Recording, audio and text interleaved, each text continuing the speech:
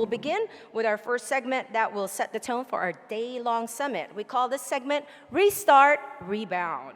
Now, before we hear our first keynote, let's watch this short message from the UN Habitat.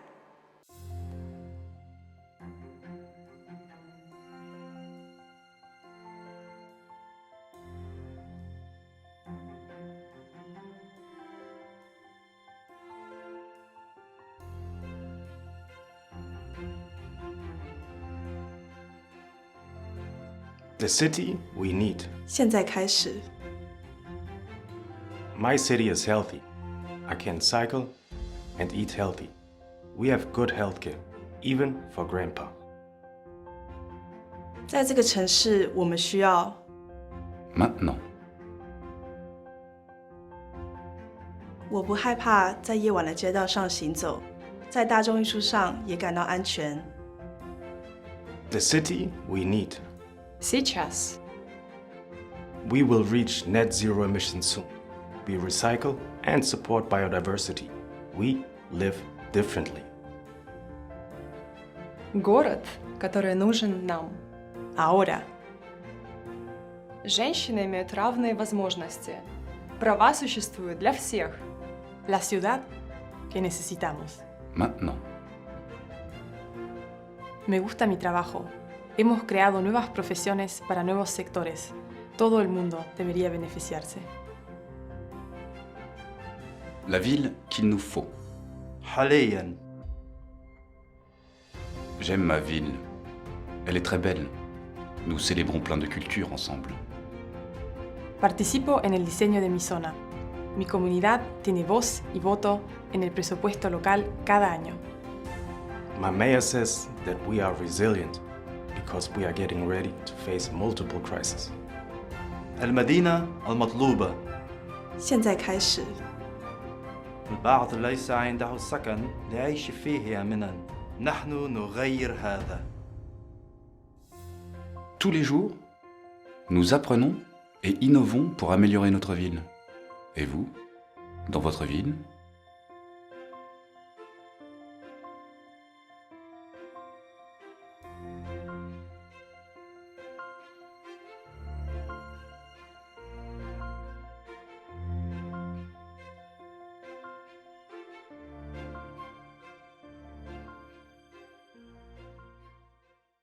Now let's welcome the program manager for Cities Investment Facility at UN Habitat, all the way from Kenya, Erastus Ndugire.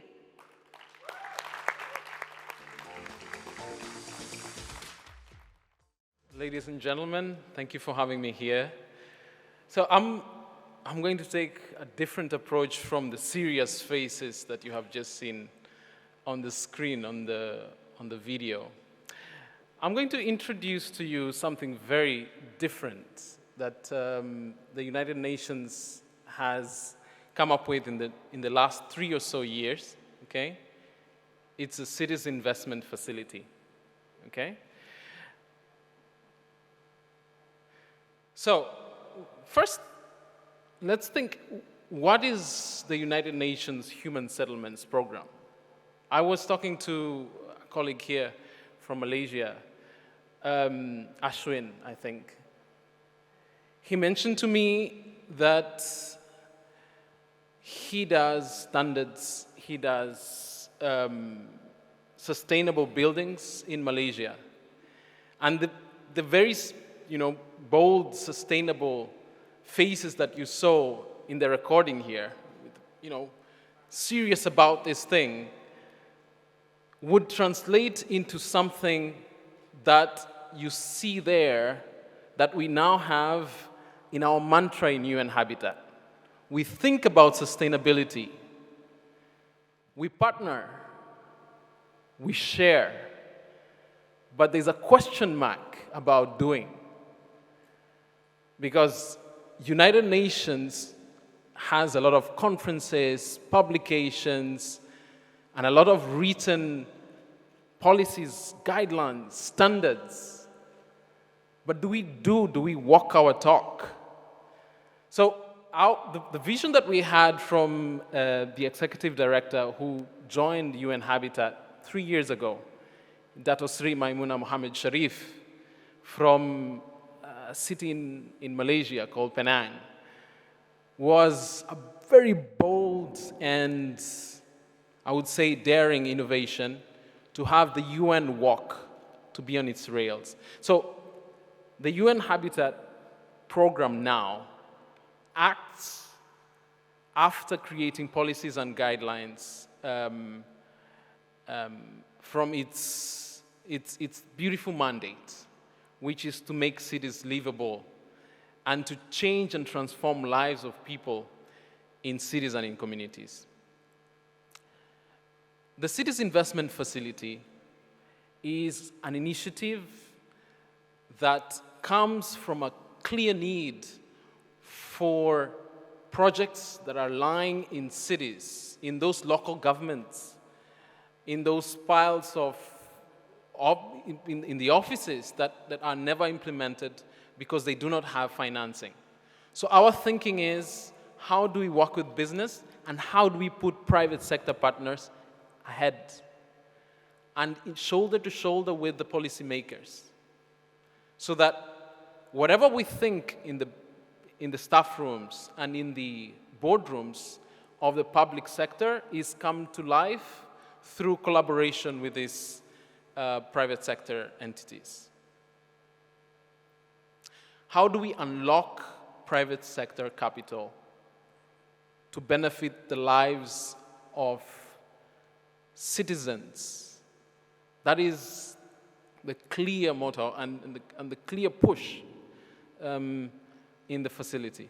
So there is a 3.2 trillion infrastructure investment gap that we have because there is a mismatch between what is available in the market, which is 3.2 million, and well-prepared projects from the cities.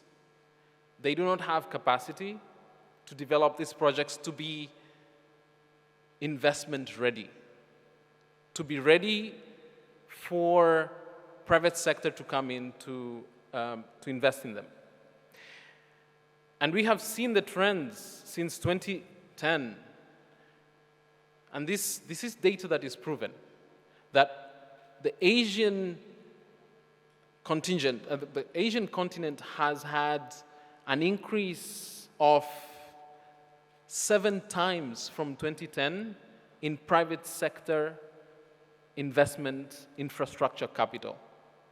We have to seize that chance. And you can see the global trend. It's 4 times now that we have more capital available for these projects that are being cooked in those kitchens in the cities.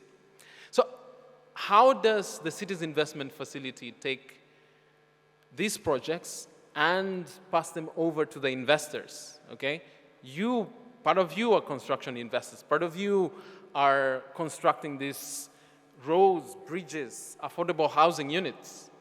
How do we make, as Peter mentioned to me in the morning, how do we make these units not low cost, but affordable, okay? So that they are attractive for the private sector.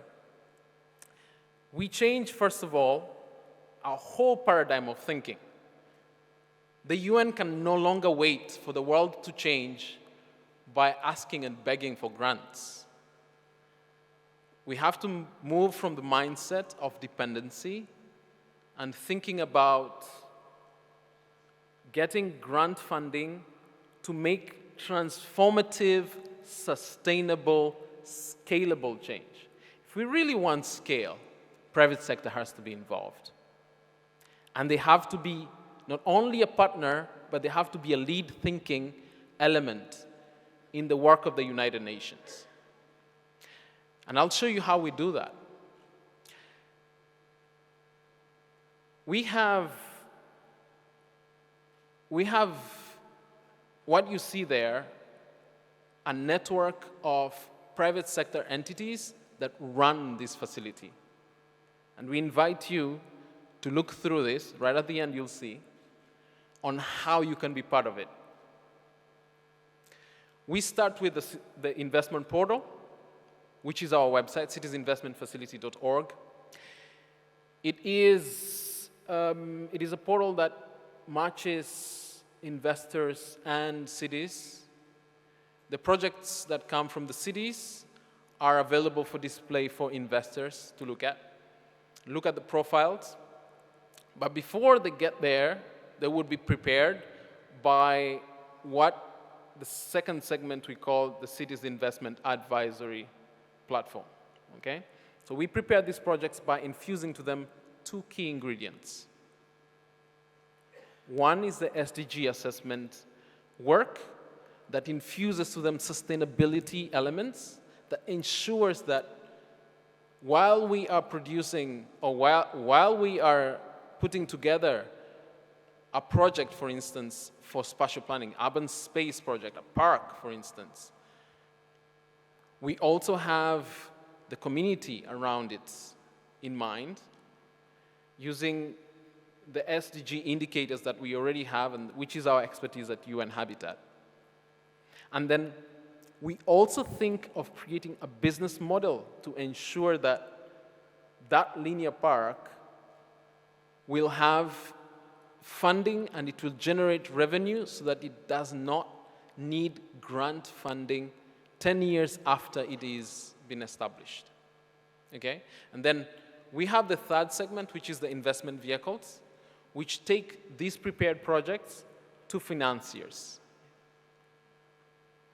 So this is the technical view of what we do stage by stage. And I'm happy to walk through with you when we have a chance after this session on the detail of what we do. In a nutshell, we originate the projects from the cities, and then we bring them through the advisory platform, doing pre-feasibility studies, feasibility studies. We do the environment social impact assessments.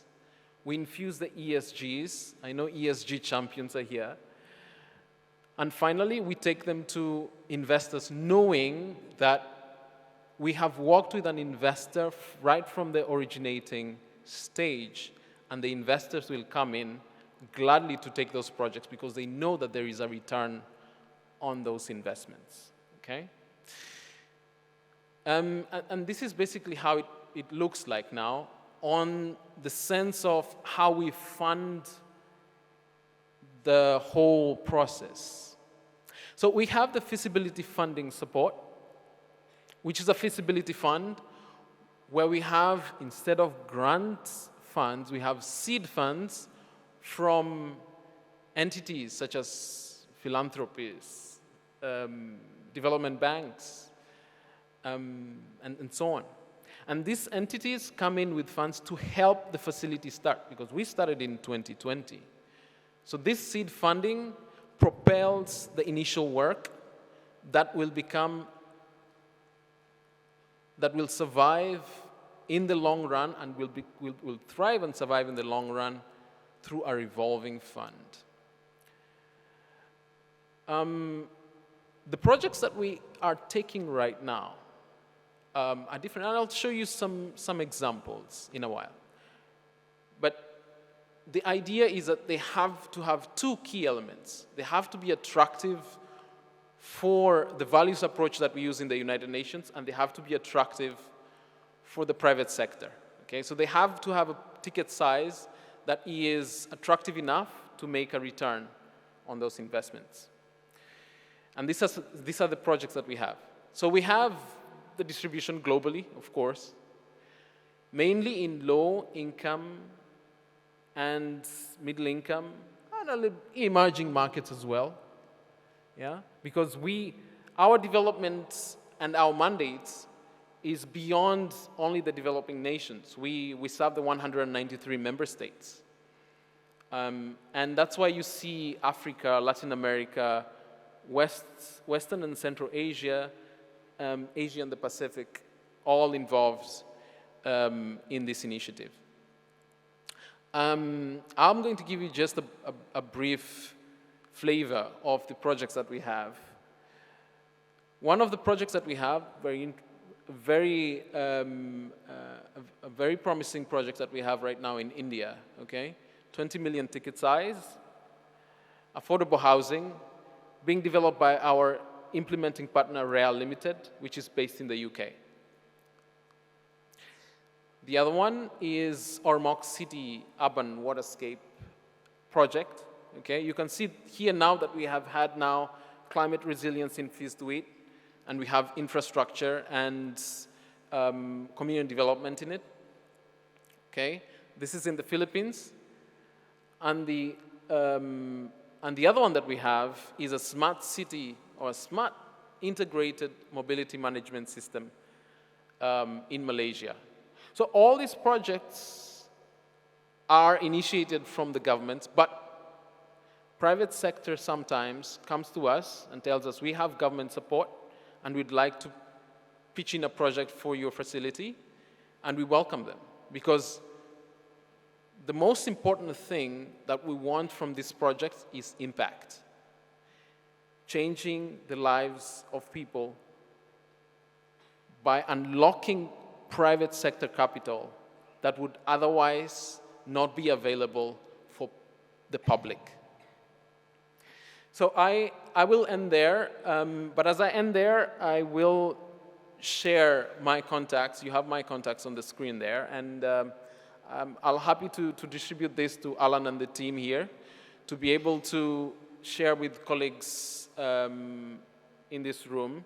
I'm happy to have follow-up discussions on this and to attract ideas from what your experiences are. As I said, this is an initiative that is partner-driven. We hear and we listen from private sector in this model that is innovative for the United Nations. Thank you very much. Have a good day today, and we'll keep in touch. Thank you very much.